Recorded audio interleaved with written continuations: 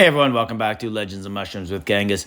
Now that Cross Server Wars is over, I wanted to give you guys kind of my thoughts on it, analysis, tips, and strategies, helping you guys out because I couldn't find anything when I was trying to play the first time. So I got no tips from anybody. I just kind of went out and rolled with it.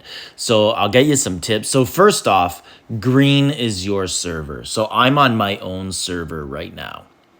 And everyone you see that I'm coming across, those are humans. Those are my teammates or people on my server. Can't attack them. Don't have to worry about them. But you should keep in mind how their power is doing. If you are going to spend money on this game, spend responsibly. Use the Apptoid App Store. Get up to 35% off on all in-game purchases. Use the promo code Mushroom5. You can see me doing it in the background. And if you'd like to do so, the information how to do so is in the description to the video.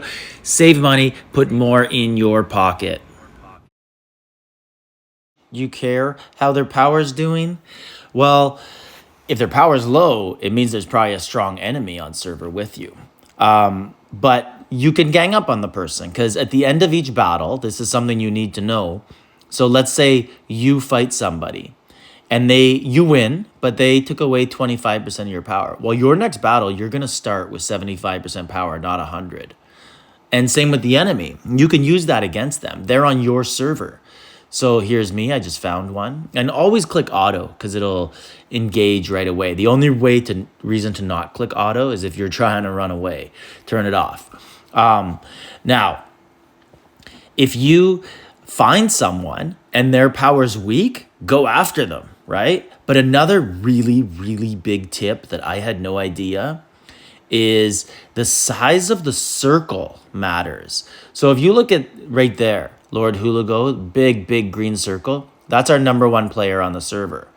My circle's a little smaller than his, but bigger than some other people's. The size of your circle is your power against the enemy. So that'll give you a pretty good idea if you can win or not.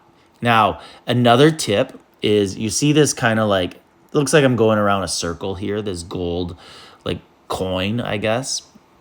It's a temple or a boss monster that the enemy has come over to conquer. So if you see the enemy in red sitting up against it and you can't fight them, you can't engage with them, that means they're engaged with the tower. So you can sit beside them and stalk them and just sit there and wait for their battle to finish and then engage with them right away. Also, you could do the same thing if you see the enemy fighting one of your teammates.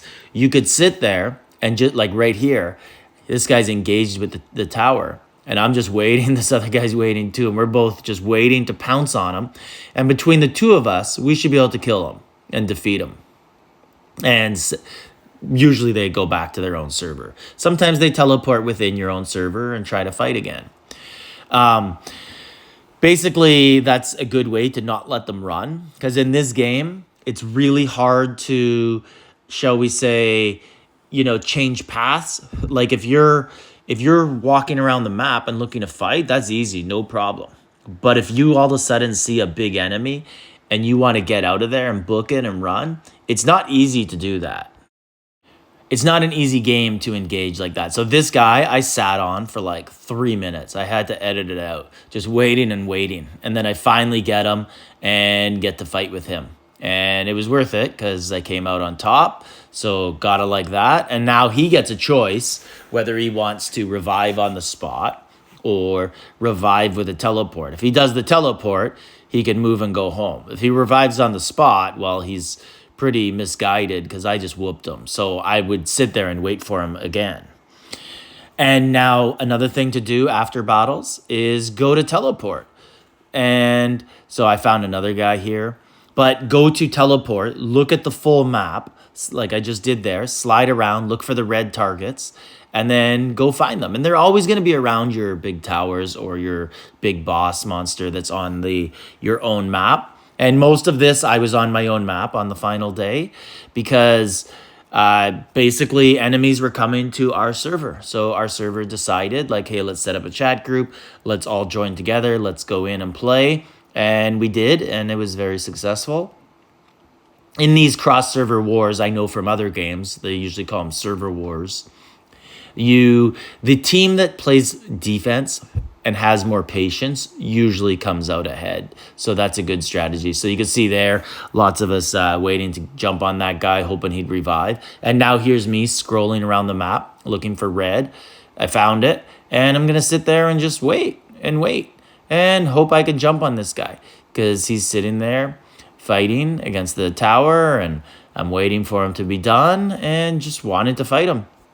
And the reason why I'd want to fight him, not because I like to fight, just because I want those blue crystals. That's the most important thing, is to get the rewards for the shop so you can get the blue crystals and get the new pink skills that are so elusive and so important. Let me know tips you guys have in the comments. Like, subscribe, leave a comment.